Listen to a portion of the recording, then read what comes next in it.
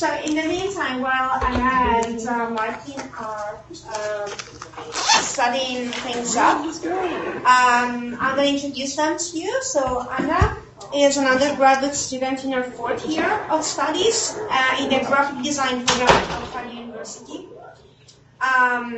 She's currently in her thesis year, and she is exploring the use of qualitative attributes in video games and gaming narrative. And Martin is also in his 4th year, but communication design. Oh my God, I'm being blinded. In the same university, of course. And she is minoring in sociology and illustration, and is currently pursuing a master's in biomedical communications design. So we have a little bit of component, like hard science component. A little bit. Yeah, I'm trying. Okay. So together they've done this awesome game, which is called Double Debate, which is a project brought to OCAD University by Nina. Lynn, who is here? Lynn Haller. She's here. Lynn Haller and Lynn Hughes from TAG, from Concordia. From Concordia University. Concordia University, for those who are not here, is in Montreal. The project involves Judith Doyle. And Judith. She's not. And Judith Doyle, who's not here. Okay. Yeah. The project involves OCAD University's Faculty of Design, and we have student researchers like Martin and Anna, and here she is, Lynn and Judith, and some alumni such as Robin Land, as well as Concordia researchers Lynn Hughes, and Gina Arassi, who we're trying to get to Toronto at some point. So I know the game has been featured here in Toronto at OCAD, and then you guys went to do a workshop in Mexico, Yeah. and now you're presenting it here, so I'm really looking forward to hearing it. Thank you. Thank you. Hello, I'm Anna Liu, And I'm Martin Schuck. and we're both 4th year graphic design students at OCAD U. And we're here to present our joint collaborative project, Double Debate. Double Debate was brought to us by Nina, and in collaboration with Lynn Hughes of TAG from Concordia.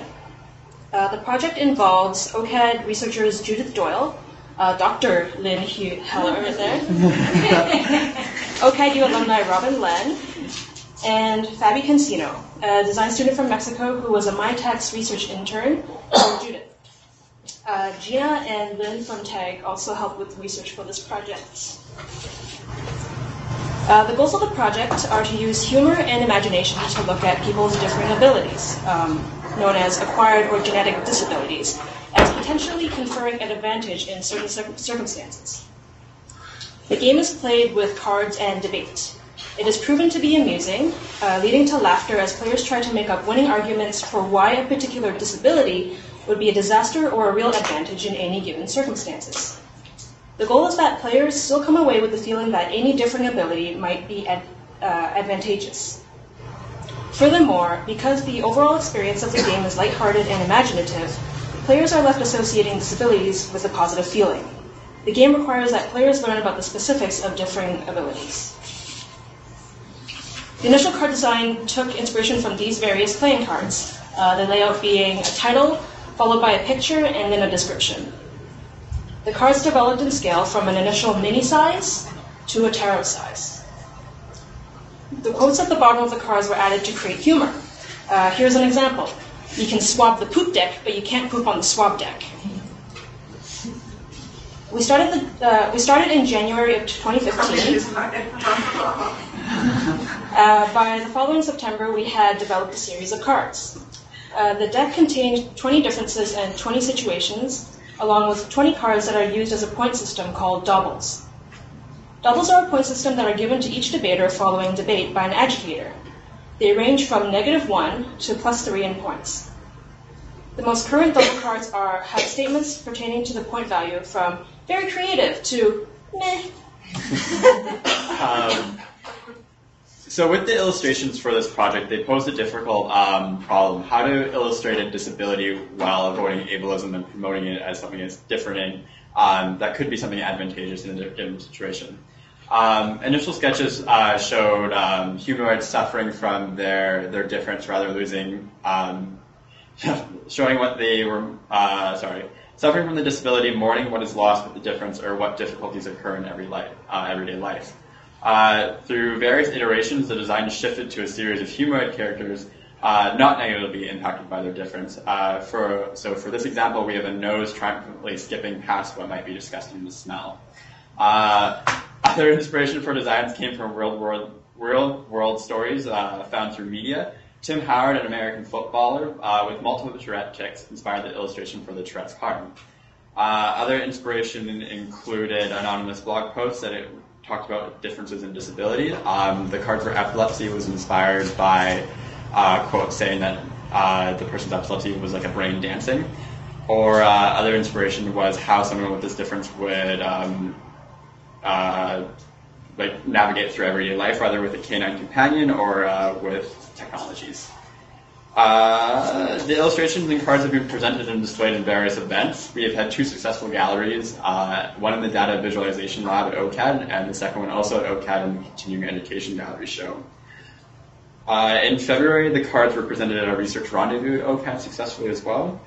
And one of our main big events was the Transidio MX12 workshop in Mexico City.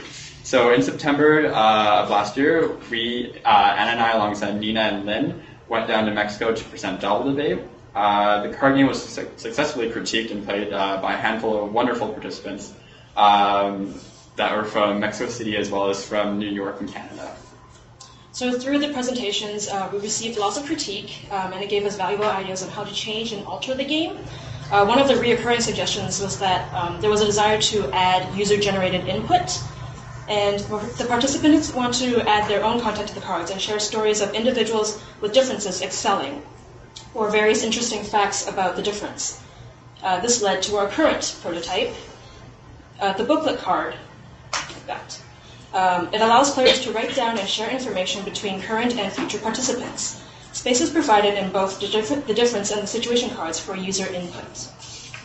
So, after that presentation, I'm sure everyone wants to learn how this game kind of works and wants to see an example.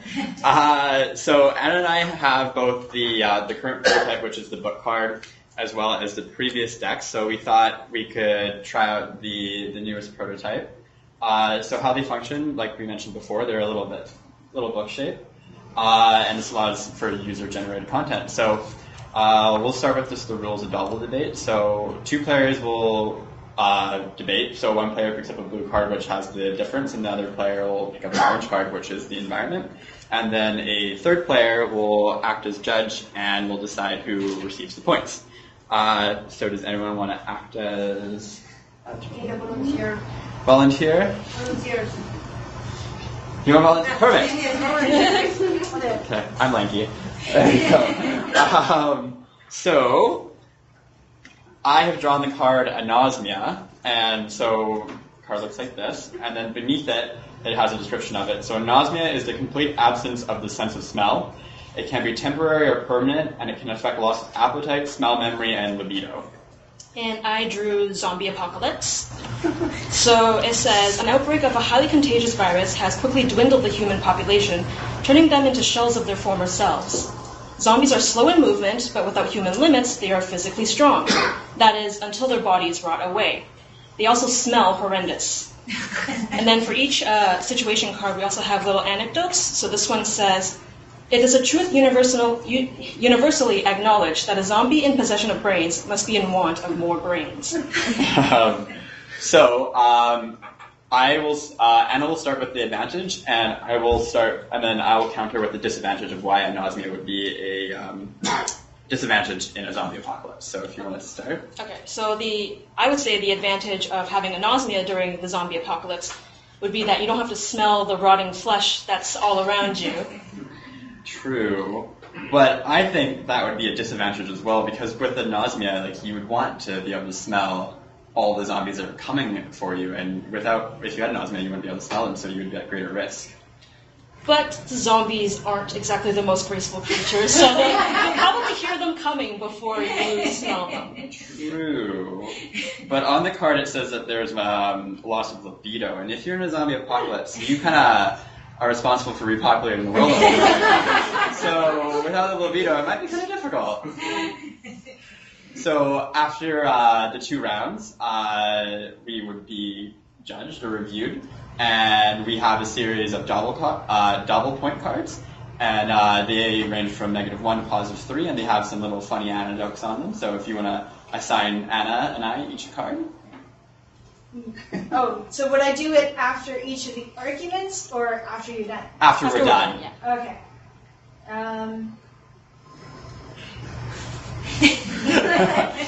Pressure's on. Do I give one to You give both it. of you? Yeah, both of Okay. us. Okay. This is me? Yeah. Cool.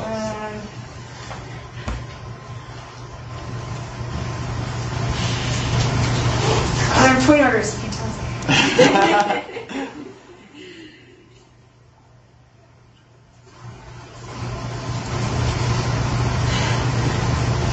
So my card says +2 doubles at the top, and then it goes insightful. So You had one more, I think. I had one more. Didn't you? Oh, no, just Okay. 2. Yeah, and then Anna's is +1 for super. super, yeah. So the notes on the double cards, they range from like creative, super, sympathetic. Some of them just say meh. There's Or a negative like- one. There's negative ones, yeah. There's a negative one. Yes. So I thought it would be fun, or we thought it would be great, if we could kind of situate ourselves in more of a circle shape, and try some test runs with the game, and see what we all think.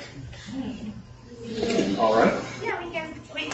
Circle's going to be a little difficult. Or Well, just we can put is a square okay? square, whatever shape works Because best. in this way we can have like these 2 tables, and people can come closer, and I can grab some chairs.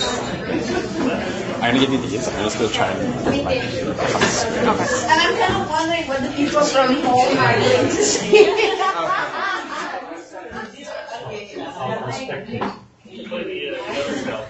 Would it be easier if we call people up and then If we could call people up or have volunteers come up and then they can come to the front and we'll do the game up here. and debate. That's easier?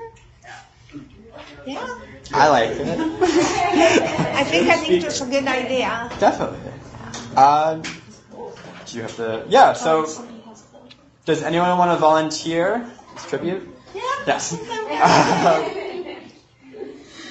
Another volunteer? Come on. There we go. Yeah.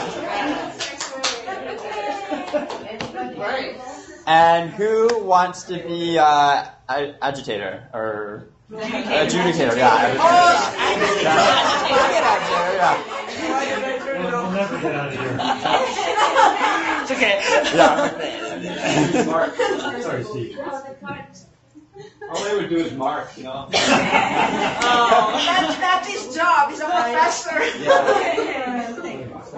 Yeah, definitely. So it's 1 blue card, 1 orange card, and we'll make it easy. How about the person on the right is advantage, and on the left we have disadvantage. So you'll be arguing why it's the disability or the difference in the situations of disadvantage, and you'll be arguing why it's advantage. Okay. And so if you want to read off what your card says. Mine is arthritis, the painful inflammation and stiffness of the joints. Arthritis can decrease the range of motion, making it difficult to complete daily tasks. So my environment is a public washroom. Ooh! A washroom that is accessed by the general public or specifically in some places by customers, often allowing more than one person to use at a time. People do their business here, as well as wash their hands, refresh their appearance, and take care of their children's needs. So, I'm not fine with that light being off. I can turn off. So I'm the lights. reading Why it's a disadvantage? to be in a public. Why arthritis is a disadvantage in a public washroom? Yes. Oh, okay. and I can tell you what the advantage is. So, how does it go? We each say one advantage, one disadvantage, one advantage, one disadvantage. You would argue the advantage, and you would argue the disadvantage. Yeah, Can we pass them around? Or? We can pass them around if you want. Yeah, definitely. They have little helpful hints on it too with the description maybe of give it. back. So if you read it, just in case. Yeah. Yeah. So the advantage would be that you could access the toilet and take your time and nobody will say boo. Because they know that you're slow down because of arthritis. You might get stuck there. True. You can ask for help and nobody would be too gross there to help you. They will all be willing to. As long as you're done.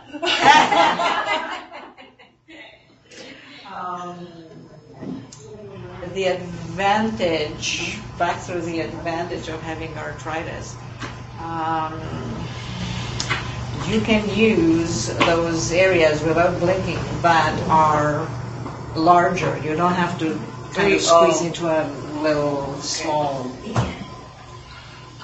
stool. The disadvantage is you actually have to lift up the tap. If you're, and especially if you have like, if you're in Europe and there's like non-mixer taps, you're kind of screwed. And like pulling the chain in Europe. Not fun. What Europe are you talking about? Wave, like this is the thing. You just wave and Free Dyson. Yes. Free Dyson time. And you just stick your hand. Dyson. Yes, exactly. It's very, very easy. Okay. And again, it says that you're limited in certain tasks. As I said, there's no expectations. Neither from somebody else, nor from you. So, No one's gonna rush you. Yeah. no rushing. But if you usually, if you wash your hands, say, there's going to be a lot of water spilled around, and people are going to give you dirty looks. But if you say sorry, they're going to say, "Oh, let me help you clean and tidy." That's as long as they touch you after they wash their hands. Yeah, they don't touch you at all. It's just the water Oh, okay. that's all around on the sink or on the floor and everywhere else. You know, people just go like this, and you're wondering why are they doing this? It's not a skating rink. But if you have arthritis, chances are they're going to be kinder. Okay. The cleaning lady also. What's wrong with this? How long are you in there? Usually very, very long. That's a disadvantage. Okay, I think. Yeah, that was great. Yeah, very great. So now I'm supposed to give that Yes. score. Sign this. Let's see. And be very fair if she This tries. is bringing back memories. Like, I don't know about this. An advantage. Very hard for me. An advantage. It's like a fortune cookie. You have to Yeah. Oh, but yeah, that's a very fair marker. Very creative. Very fair. Extremely sympathetic. And mine is very creative. Very good. Wait. Remember, I have arthritis. Oh, yes? yeah. We can do it.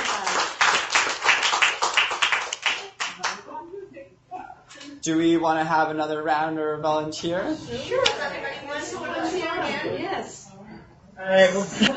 Yay!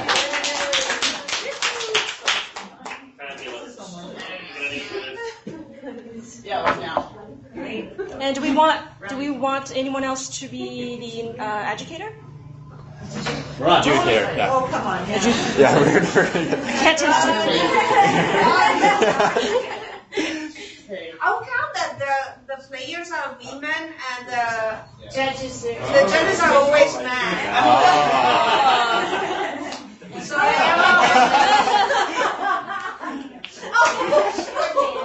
the judge got embarrassed. Sorry.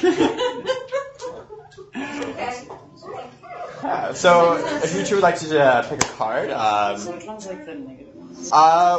well, you sit on the left, so you're going to be the negative one. Oh, Yeah. Okay. Or did you just read it?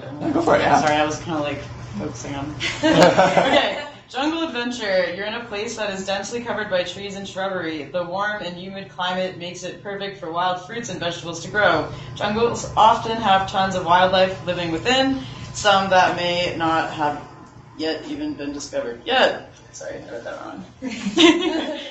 Yeah. Okay, and I've got epilepsy here. Epilepsy is the abnormal activity in brain cells, results in unprovoked seizures.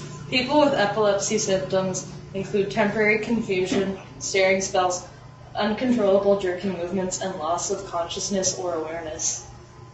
Oh my gosh, this is so wild. Yeah. Okay, wait, so just to be clear, who's advocating for it? You would be advocating for in this situation? Okay. Like epilepsy would be a good thing in the jungle. Yes, and you would be Bad thing in the jungle. bad thing in the jungle, yeah.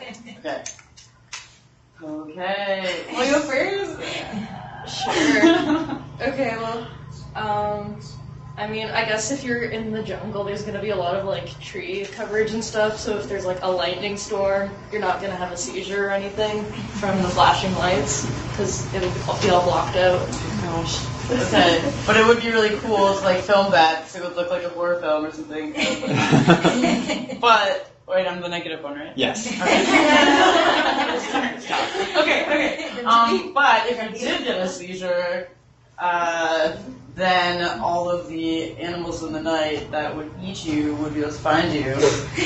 Because, you know, you're moving, man. Got some thermal radiation going on. If it's anything like bears, where like they want to like you don't want to like scare them, they'll be like aware of you if you're having a seizure because you probably make some kind of noise, and then they won't be like, oh, there's a person there, I'm gonna attack them. Or they'd be like, that is an injured human, looks tasty. Like, freebie, free. Plus, I don't know about like bears in the jungle, but if I would think like a snake if you're just on the ground, right? Like a big anaconda just coming at you, like, you know? Be afraid of them. It could, right? Yeah. Am I convincing you? Yeah. Okay, So I can make a case. yeah, for being good in the jungle. It is hard. It is a very tough game. I mean, there's some differences that just don't fit or don't necessarily like have an advantage or disadvantage within the environment. Right. Well, it could be really trippy though if you were like experiencing that and you're all like delusioned, you know, in the jungle. It's kind of like chilling with the shamans. Maybe you'll like get confused and discover some previous unknown species. Yeah, you're like down there. There'll be like an amazing eagle. If you're like staring, they can probably still like while you're staring, you can like come to, and it's like this creature there. It's like unsteady creature. Right. Or you have some kind of like revelation somehow because you're in this like rainforest. Yes. And if you're an artist, then you can. You incorporate it into your the art. jungle now. Yeah. Awesome, yeah. And I'm not too sure who's awarding the points. Oh yeah, you can say. Judge the provocateur or something? I didn't mean to, but I did. Agitator. Yes. I was thinking of provocateur. Yeah. That's amazing. Agitator is better. So I think you should have drinking as part of this game. Yeah, what? It always makes things better, right? You can't come up with something you have to do.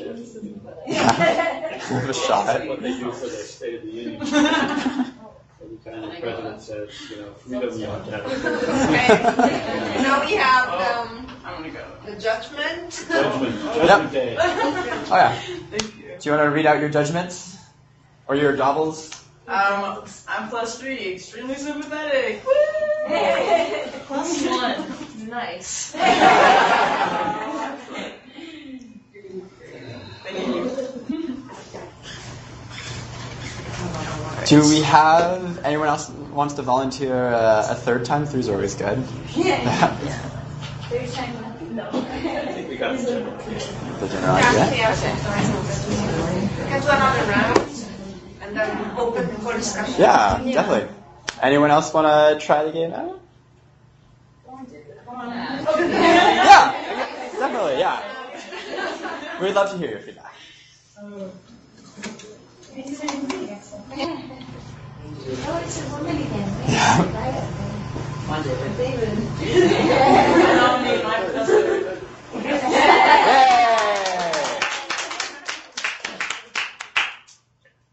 And the Agitator, yeah. adjudicator.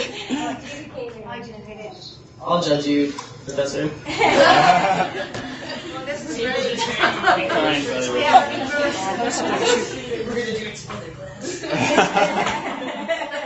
So if you want to draw some cards from the top of the deck, Is an Irishman? go for it.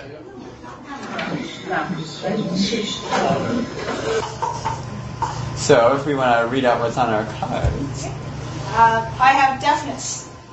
Difference of having a lack of hearing or having a complete hearing loss. People with hearing loss may have their other senses overcompensate and become stronger. People with this difference may use tools to help them with their daily life, including hearing dogs, hearing aids, or devices that transcribe audio. Okay. And situation? Yeah. It's time traveling. So you're in a device that allows you to safely travel as far as you want, into the past or the future. Just set the date and go.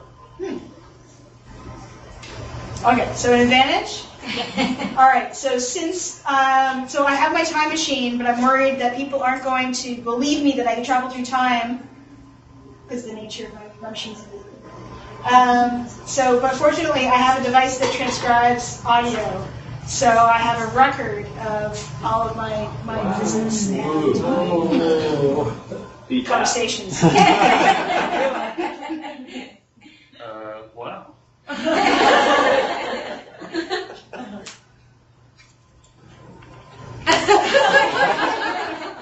drawing a blank. In a time machine. You're in a time machine. It requires a complete sensory engagement with the operations of this machine. It's very complex. So it's visual, it's audible. There's a number of dimensions to how we understand the controls and control the machine. So you might not have complete control over where you end up. Well, that may be true. I think there would be a lot of redundancy built into the control system of the time machine. And potentially the machine could be very loud, in which case I wouldn't have to worry about the overwhelming sensory, the loudness of the machine. Vibrations. Yeah.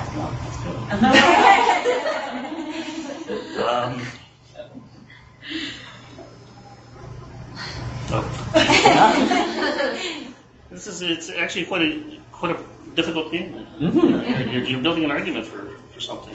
Yeah, it really makes you think for some of them too. It's great, yeah. Because with time traveling and deafness, it's just like, what could be a disadvantage? Well, what if you went back in time?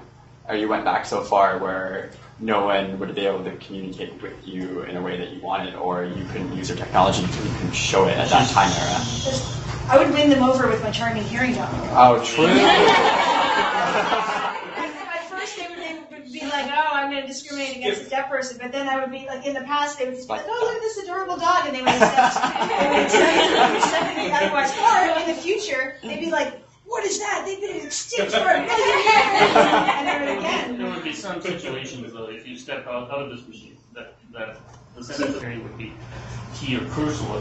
For example, prehistoric times. Large animals.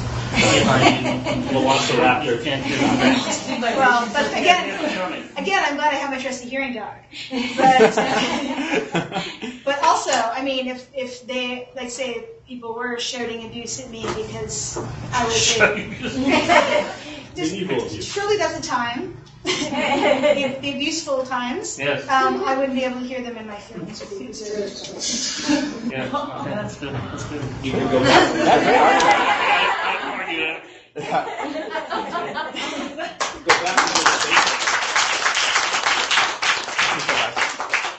Go back and visit Beethoven and show him your assistive technology. Oh, wow, that's fantastic. I think you should have Oh yeah. Like if you like one person against the other, and then the teams behind were suggesting. So the idea is to do it many rounds and accumulate points and. Yeah. So in various test runs, what we've done is a roundtable environment. That was a tough one. Zero Stay perseverance. Yeah. You can do it, man. Thank you. No problem. Yeah. So in previous gameplays, we've had a roundtable environment. So what we've done is it's been like across the table debates, and as we move around, we get the opportunity to do both advantage and disadvantage in the argument. And then you would play until rather you run out of situations or environments, or you run out of points, doubles to assign. And then at the very end, you accumulate how many doubles you have, rather negatives, positives, and then there's a winner. Mm-hmm. Maybe I'll just say a few things that I think that, I hope I'm speaking for everyone, but one thing, I noticed it here too, which is really nice, it becomes very communal because people are trying to help other people out immediately. Like, oh, you could go to the future, you can, like all these suggestions. So, and the other thing that's really interesting, that it always seems like people try and argue for the advantage, even when they're on the other side. The tough part is the disadvantage, and I find that really a kind of interesting thing that 9 times out of 10, I think the person arguing for the advantage actually wins, just because we're rooting for the disadvantage. Sure. The language of describing a disadvantage can be problematic. Yes. Really get in trouble. Yeah, and you're really, oh God, can I say that? And you know what I mean? So it really tests, your attitudes towards it too. And that's why I think this addition of, people adding in their own information, I don't know, I'm going to throw that out because that's a curiosity that we have because it's a new addition to the gameplay. Did anybody feel like they'd like to, hey, you don't know that much about epilepsy, I want to add something? I was thinking about it because the tricky part, unless you've experienced ground mal, that, or watched or witnessed somebody going through, you kind of know it's not that enjoyable or trippy or anything. You cannot see when your eyeballs are backwards and your brain is in total meltdown. So that's what's going to happen. You're going to eventually go look and see what is this all about. Be it a fun thing like arthritis or a less fun thing. Arthritis is a riot. Yeah, I know. Tell me about it. And you know what the fun part about the arthritis? Trying to open one of those Advil things. I use my teeth. You're making my back hurt. Yeah, exactly. So I think this is what it's, because you're very sympathetic, right? An adjudicator or agitator. This is what it encourages you to do, to look into these problems that one can experience physically. And realizing your own ignorance about them as you try and argue, like, is this true, isn't that true? Yeah. So, I just would like to add to this that this project is still in progress. If you have any comments, any suggestions, please write to Roberta and she can get it, because I don't have my email up about Lynn. Either of us, maybe we can put it up on the website, something, I don't know, but we would really welcome anything, because, just a second, because Marty and Anna has dedicated so much time besides their studies into it, and we just don't want to stop it now. We really would like to take it further. We want to have more game tests and test playing, especially in certain circumstances with people in different abilities. So I encourage you. I'm sorry. No, I just had an idea all of a sudden that you could maybe spend your doppel points in order to have time to research.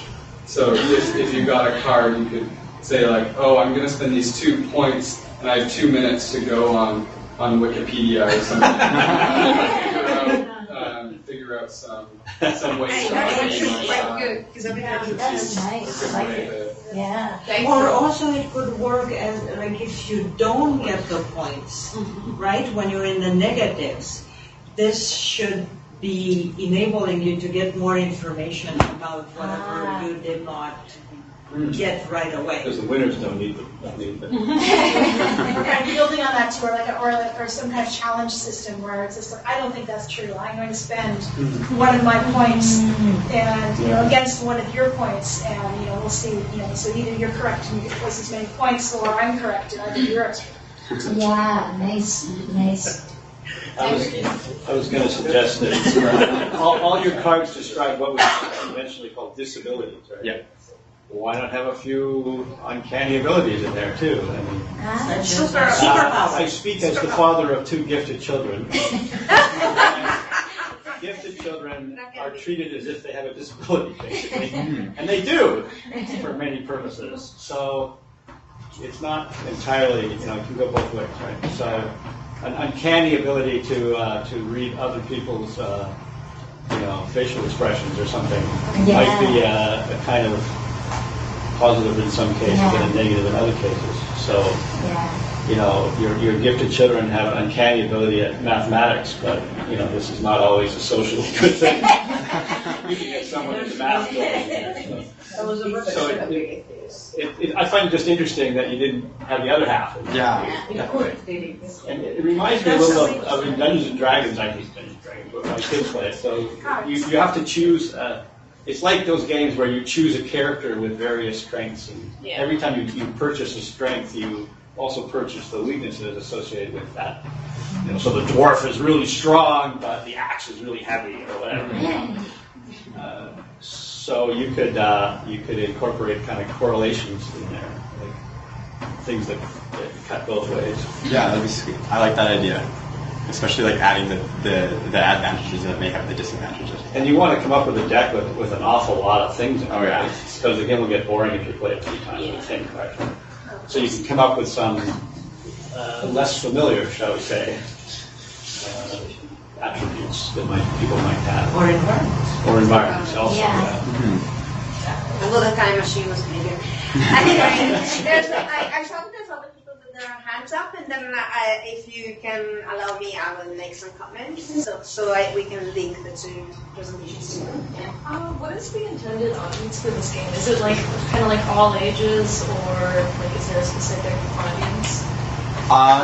From what we've talked about and what our goal would be like kids around probably, in my mind, I would say like 8 to 16. We're also integrating it into different school systems as well. Like we're talking to the Center for Students with Disabilities at OCAD, and it's good. They're curious about it too, about integrating it with them. So while it may be directed for groups of children, it could definitely be placed into different institutions as well. Have you thought about kind of aiming, or at least making a version of the game possibly towards even younger children? Because I think seeing this kind of disability discussion and representation in games, particularly for children, is really important. Especially when pretty much all protagonists and toys and whatever are of able-bodied people. Yeah. Definitely. I think this is an incredible area to explore. Right now we're going to be going through an RED application to go through a target age group and then explore from there. But going as young as we can and teaching ableism around disabilities, as young as we can. And even if you can get as young as possible, you could possibly kind of prevent the sort of, or at least slow down sort of the inherent ableism that is found in most people. Yeah. Kind of remove those biases before they're even, I guess, implanted.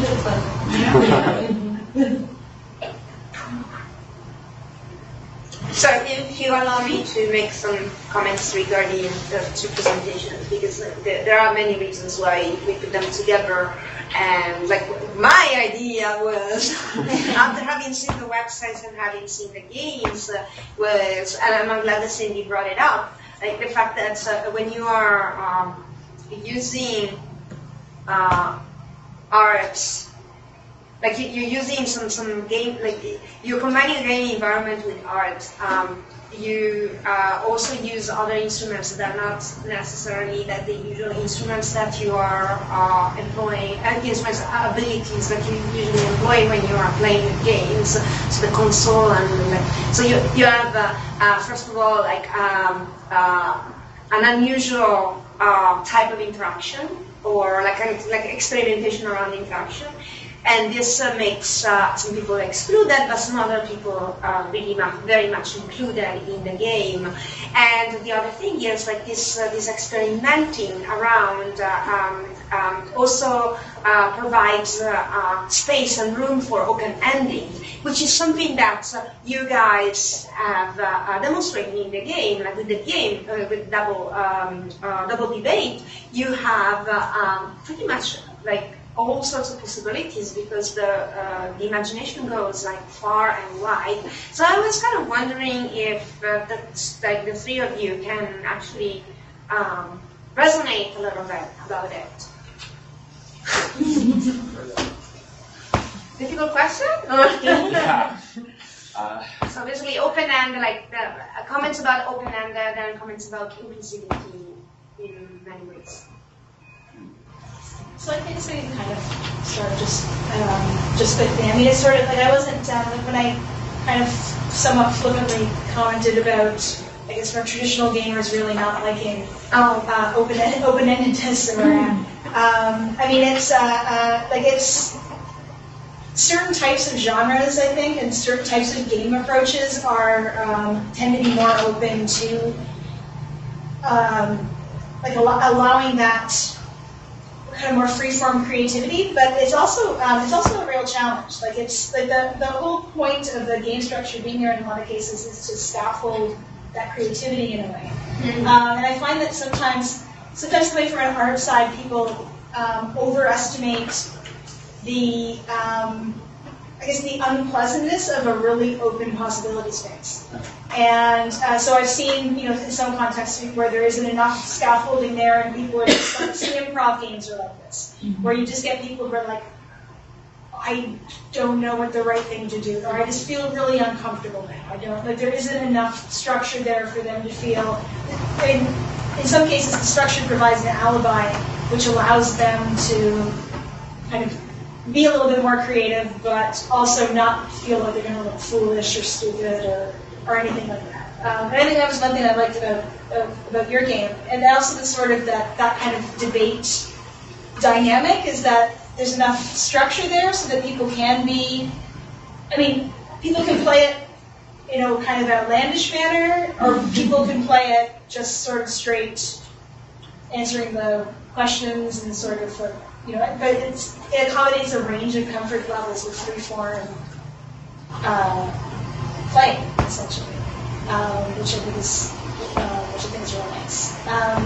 But my sculpture project in particular, it's difficult to try to find a balance between just very open play, particularly because the sculpture has light and music elements to it. So sometimes you just want to.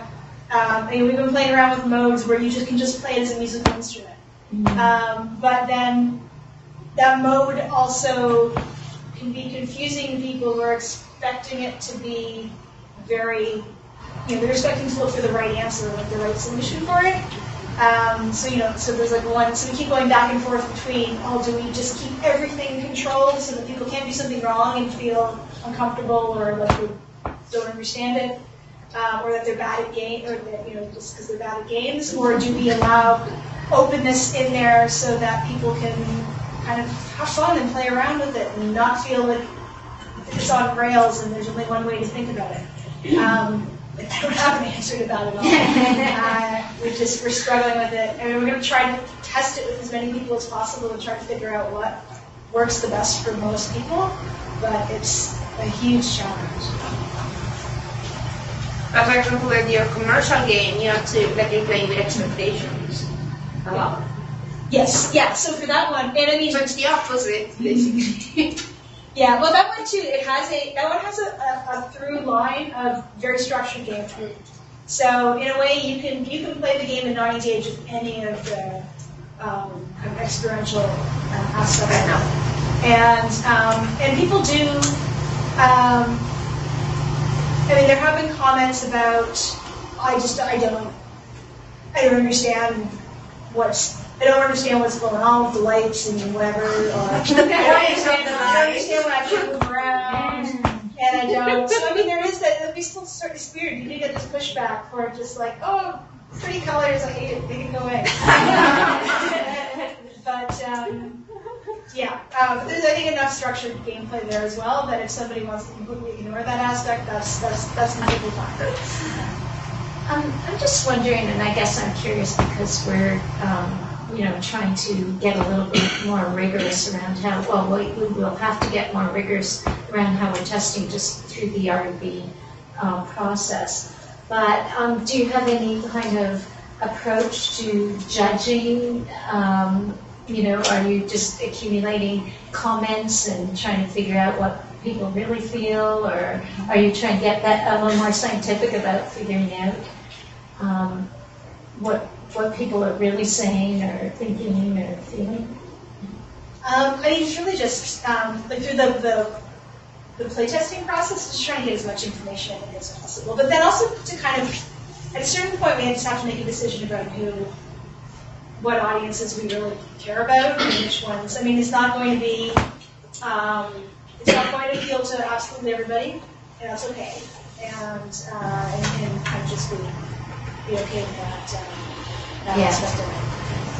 But it's sort of but we have internal debates about things like that too. Like for example, like for me the experiential, sometimes there's a weird quality with the game because unless you're actually in the VR environment, you can't, to a certain extent, it seems really simple and you can't really, like most of it is experience part, right? You only get the experience part if you're overall. But then also because it has this through line of like spatial reasoning, puzzle-based gameplay. For me, I want to see as many environments as possible. So my push with the difficulty curve for it is to make it easier because I want to get farther within it. I want more people to see more things. So I'm the one who kind of pushes for randomness in that environment or like different things triggering different sorts of environments and those kinds of things. But I have other people who are on, Better Eclectic has four people in it. And there are other people on that team who are like, no, it's about, it needs to be, people have to earn going through different things. So it's just like, if they die on the first part, they're only going to see one space. And never get to flatten. You don't know addictive people that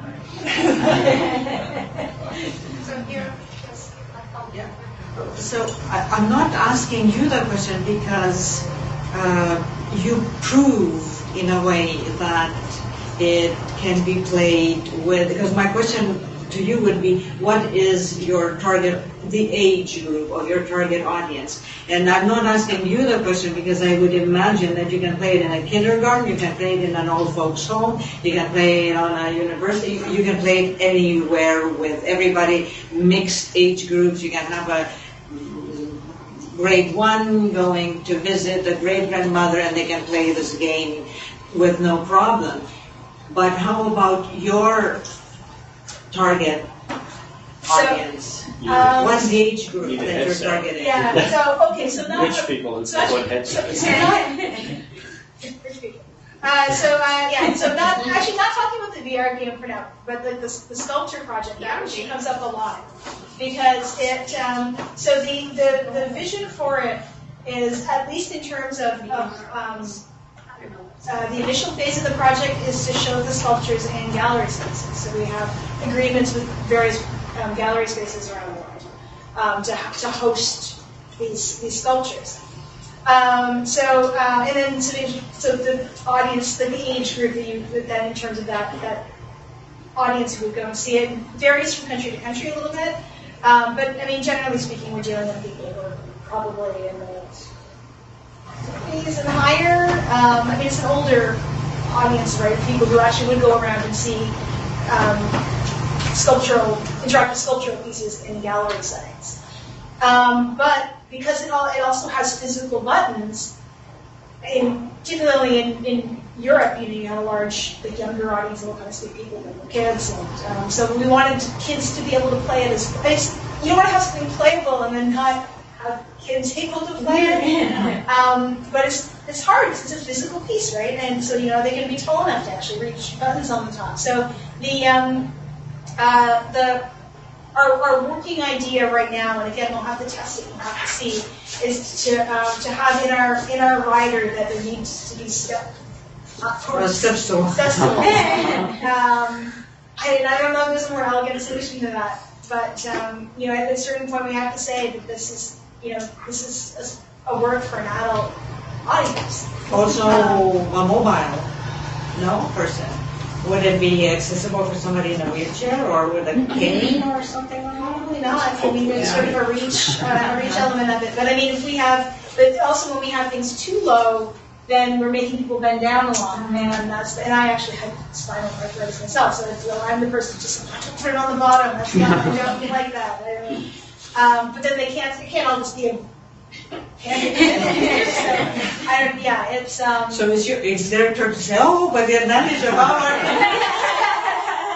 This should be a card. Interactive sculpture. But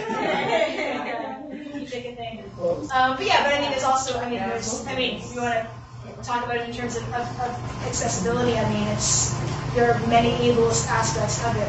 It's a sound and visual piece, and it's. So that's. In a lot of cases, there's reinforcement between the sound and the image, so you don't necessarily need to have one or the other together. But it's definitely it's a challenge to think about these things because it is so physical. Yeah. So I just had a quick question about the VR because I saw on the PS4 game that was it made in Unity? First of all, and second of all, because I work in Unity a little bit myself, and I was looking, does it actually have a built-in PS4 like the VR, like a module? Do you have to separately program it? No, it has PS4 now. Oh. And in VR, it has over there. How do you feel about VR? That's fantastic. This is such an asshole after, isn't it? So to contextualial this is the whole, we used to run this series that was entirely about going against hype. So I'm just like, I'm like a happy dust. The first thing you go is, okay, this is why this is terrible, but here's something we can try that's different. My favorite video about VR is one that's done by a channel called Gaming History, and it is a breakdown of all of the reasons why the Virtual Boy is a kind of a consumer VR device from about 30 years ago, why it failed for Nintendo. And part of the reason why I like to show it and not necessarily say why I'm showing it is because out of all of the things that it discusses in terms of the failure of that technology, the current generation of VR is maybe solved a third of it. And the other third is left as an open question, including things like how you best show experiences that you need to have custom hardware to consume, health and safety issues, and issues with moral panics in kids. So there's a bunch of. Part of me is this. Obviously, I have a horse in this race, so I hope it does amazing. But I'm cautious. I think actually that people were very, very excited about how gestural devices like the Kinect were going to revolutionize gaming about 5 years ago.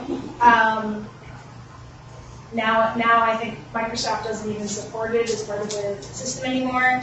But I think that gestural devices like the Kinect have changed everything in some areas. Interactive art, it's been really a really powerful tool in health, particularly rehabilitation and things like that where you need to do motion tracking. It's been really because it changed the idea of how you do some of that stuff. So it did change everything, but it just didn't change everything in the area that people thought it was going to. And I can see VR being kind of the same thing. There will be There'll be things that it will radically change, but it won't be in this fast sort of everybody has it. You know, actually, do you want to jump in? Oh, yeah. I haven't seen anybody unless somebody is really. Oh, no, my thought is that it's almost more interesting that we can't let it go. You know, that we always have to keep trying for this thing that is obviously really tough. But, you know, every 20 years, we're like, okay, let's go at it again. Put it hardware. Like, why is the iPad successful now? Like, how many times do we try the tablet? Like, even in like the 2000s, we had like the IBMs that you touch, and then BlackBerry came out with this touch where you actually had to like push it down, and that didn't work. And now all of a sudden, iPhone has it, so you can have like a touch sensitive, and now it's going to be popular. So like the question is like, why does it work now but not before? And it's the same software, it's the same concept, and it's like, is it the market ready for it? I don't know. Or is it marketing? I don't, you know. And is it a marketing thing or is it not sensory? You know, like we're so sensitive to that gesture being absolutely right, and just someone had to work at it until it was this and not this, you know? Yeah. So is VR even more complicated in that way, so that there's like this, but then multiplied by 20 things that have to go perfectly right in order to make it work for us? And many people have to be trained, you know, by failures to kind of get it eventually. I mean, I've heard that, maybe you know about this, but, you know, when you look at something that's close to your eyes, you rotate your eyes together to look at them, right? And then if you look at something far away, you rotate your eyes parallel to look far away. And it's really hard to simulate that with a screen which is at a constant distance from your eyes. So I've heard that that people who play these things a lot rewire their visual system so that their eyes don't rotate to look at close objects anymore. They look at a close object with both eyes pointing so they focus on the screen that's in the box, right? Which is good for when you've got the headset on, but is not good when you so one of the reasons that people get nauseous is that they actually, you know, are doing something different. It's not real 3D unless you can sort of have this part of your visual system in there. Yeah, and that's really hard to do, obviously. I remember I used to, so during the last I worked for a university lab, and then we had a VR testing. It was at the University of Waterloo. And I was the person who they always tested things on because I vomited. So I would be like, I would put it on and just like, oh, no, I'm gonna be sick. And it was like, okay, I'm starting again. But anyway, but yeah, I remember a problem that I would have in particular. They were trying to solve this perceptual remapping. So I remember helping them test something out once and going back to my office and completely clotheslining the door, smacking it with my shoulder. Right. And I thought I was going through the door frame just, you know, the regular way, but my brain thought differently. So there's a thing in photography called tilt plane photography. So you take a picture, and you can do this digitally. What you do is you change the depth of focus so that far away in the picture is out of focus, and near is out of focus, and at some mid-range is focused. So if you take a picture of like a mountain range, and then you tilt plane it, and you look at it, it looks like it's a miniature. Have you ever seen this? It's very strange. And it turns out it's because our perception has been trained by photography to understand that if something is out of focus, then it's far away. So by messing with your sort of photography trained mind, you can produce this weird illusion that things that are actually huge are these little models. So this is an example of, you know, if you showed this to a pre-photography person, it wouldn't make any sense at all. I mean, only photography has that depth of focus. Yeah, but even a photographer, I don't think it would. It's very difficult to guess, even if you're a professional photographer. And there's also a forced perspective, for instance, that makes it. So there's a bunch of techniques that actually fool us. Yeah. So we learn these things unconsciously by looking at pictures in magazines. We are trained. So maybe if everybody walks around with VR headsets, they'll eventually get used to it and won't barf anymore. And I think a lot of those those issues. I don't know what they've done technologically, but like I said, I get very nauseous. I used to get very nauseous in VR environments, and this one in particular, I don't get nauseous anymore. And there's some design things that they've figured out in terms of like what needs to be in there so that it doesn't. It's funny because even the environments that we create within, out of those environments that are actually in the game, there's a whole bunch of other ones that trigger, in some cases, dramatic reflexes that you don't want to have. And sometimes you don't know. There was one that had like lines moving one way, and then we had another effect that had the lines kind of moving in another way, and then as soon as I saw it, just like immediate like visceral reactions.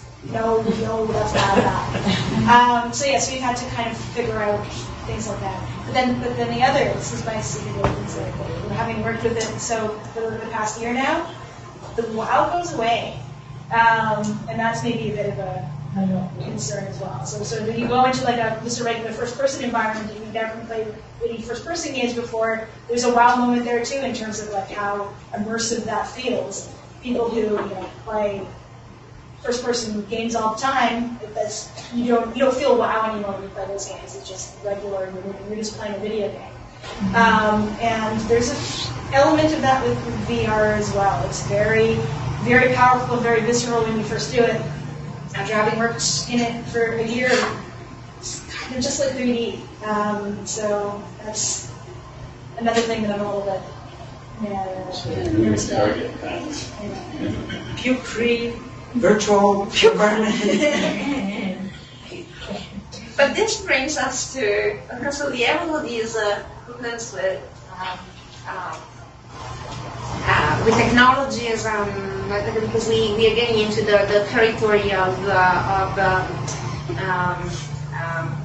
I wouldn't say deception, but perspective and like statics of the screen and 2D versus 3D, etc. So I don't know if I don't know how to frame this, but what is the difference between doing something that is physically played among players, like your game, and doing something using technologies? I'm very intrigued by the difference in perception that is going on, and why would you choose one method instead of the other, or can the two intersect each other? That's a question that I always have on the back of my mind, especially when I see projects that are so physical versus projects that are so like visual and like just visually and orally oriented. For the game, 2 years ago when we started to talk about it, first with Lynn in Montreal and then with Lynn here, and we definitely said that we want to create a physical game for us. That was the main focus, because we felt that for this particular concept, this will be the best expression. And what was the rationale behind it? Why do you think that you can only reach this type of physicality through face-to-face game? I realize that this is a $1 million question, maybe. I wouldn't say that we thought that it was restricted to this, because certainly, particularly if we want to reach out to different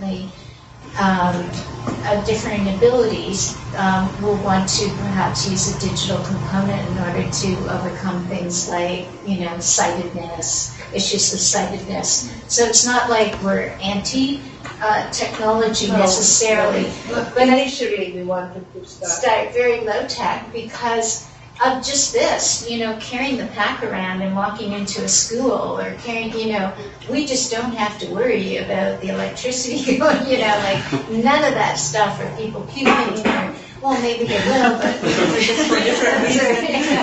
So, I think that it was just, I think this game, Double Debate, is difficult enough to play without any other complications. Just because it's, we're working with people really trying to turn attitudes around.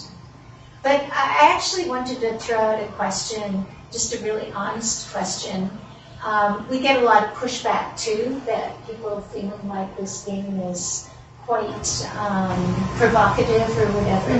So is there a negative kind of response to the game? What people like, whoa, what kind of thing? Provocative in what sense? Like, is it like offensive or? Yeah, a lot of politically correct kind of, you shouldn't picture people So like this coming is that out. from the able or disabled side? I think it's for the advocate or the disabled. For the able. And I would Yeah, like it's to the mention here that when I did initial research, ever since then, I never used disability. I used the word different abilities, because when you talk to people who have problems, maybe they do not want to use the word disability. They feel that they have different abilities, and I respect them. I think we should all respect them. Yeah, that's right. You wanted to say something?